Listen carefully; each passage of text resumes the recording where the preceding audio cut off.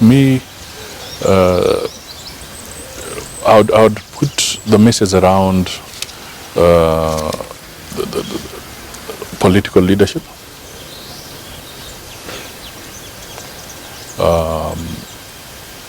Because this translates into how the economy will be managed, how counties are going to be managed, and how critical institutions are going to be managed. If we are not making good choices, we will end up undermining institutions that are very critical in the proper functioning of any country. Jamhuri is so important because it really reflects a situation when we became a republic. You know, it's the culmination of a long process of fighting for self-determination. So there was the Madaraka, and then now you get to the stage where you become a republic, you know, really consolidating the position of self-governance, self-determination, bringing out the spirit of the country as spelled out in our national anthem. I think there should be a massive campaign to try and help Kenyans to focus on the whole principle of interrogate and then vote. Let us not have a situation where we fall into the trap of voting and then interrogate. You know, this is very critical, because if you do that, you end up having a situation where people who contribute to the impoverishment through their ways of doing things, through their policies that may not have been well thought out, after impoverishing you, they come back to you and tell you we can provide solutions for you. So I think Kenyans need to be very critical here. They must look at it and say, our choice matters. Can my choice, my decision make a difference? That is the question that should be in everybody's mind. Now, the question that we have to ask ourselves, to what extent have we succeeded in dealing with these challenges? So if they came out of their resting holes, resting places, would they be able to say that we have successfully fought against poverty? Will they be able to say we have successfully fought against ignorance? And have we successfully fought against disease?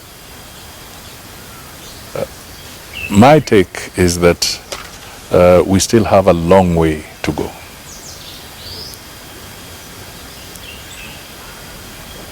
And therefore, as we approach the Jamhuri Day, let us refocus on those fundamental challenges that were identified. Because clearly, COVID has taught us that our health sector and our fight against disease has got a long way to go.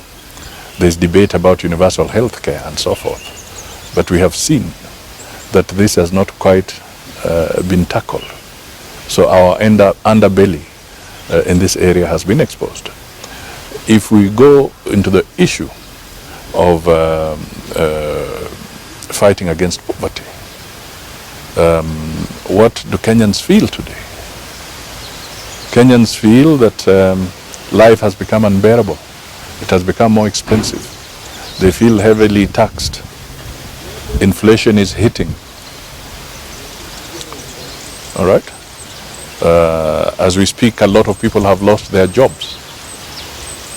So clearly, the whole aspect of the fight against poverty, again, is brought to fore that a lot more needs to be done. The public debt that we are all reeling under, and what does it do to contributing to the poverty that we are facing? So these are issues that remain. And then in the ignorance, there's been good strides on the academic front and so forth, But equally we are seeing a society that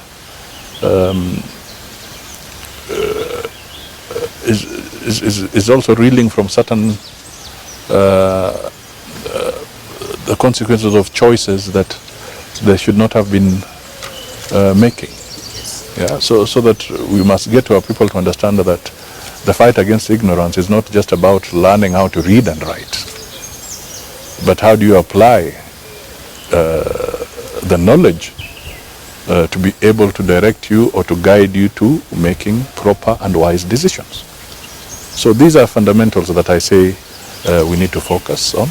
And my message to the Kenyans on Jamhuri Day is that let us rededicate ourselves to these ideals and to this area of focus.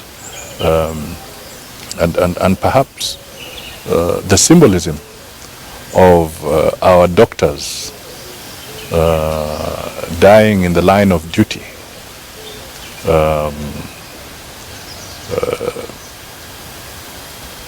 and more so because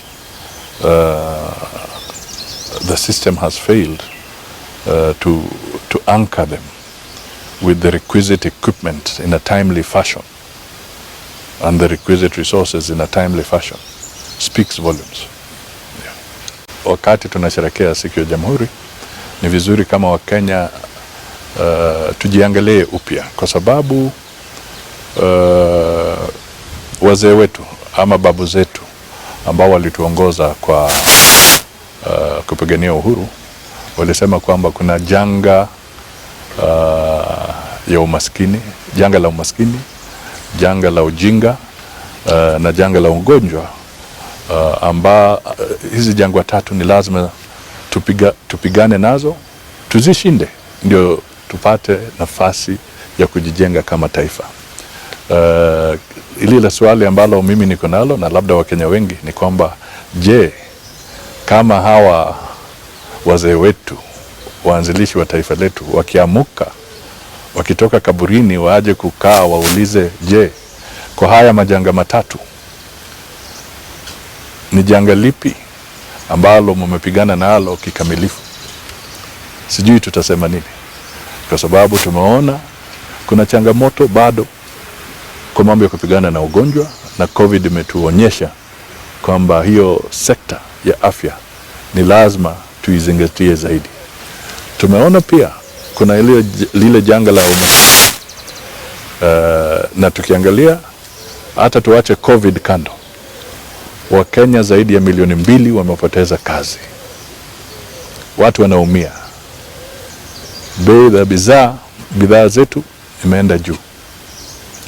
Tumefika kiwango ambacho unashtuka saa nyingine kuona kwamba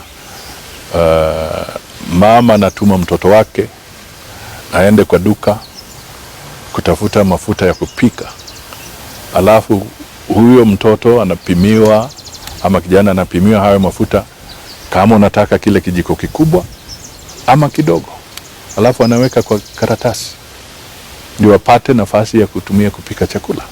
Mambo kama haya ni kuonyesha kwamba janga la kupigana na umaskini hatujatimiza.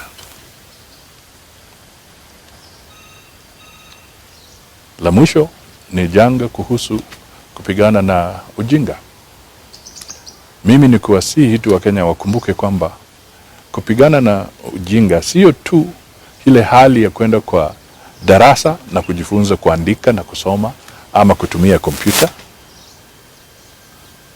Kupigana na ujinga pia ni kuhakikisha Wakenya wana uwezo wa kufanya ama kutoa uamuzi ambao utakuwa na manufaa kwa maisha yao. Hatutaki tuwe na Wakenya ambao wanafanya uamuzi kwa sababu ya anasa. Kwa sababu mtu amekutumia njugu kidogo, shilingi 2-3, alafu unafanya uamuzi ambao unaleta shida kwa maisha yako. Tunataka mambo ya kupigana na ujinga pia ionekane kwa wale ambao watakuwa wakichagua wakijua kwamba uamuzi wake ama kura yake inaweza leta tabu kwa watoto wake na vijukuu, ama inaweza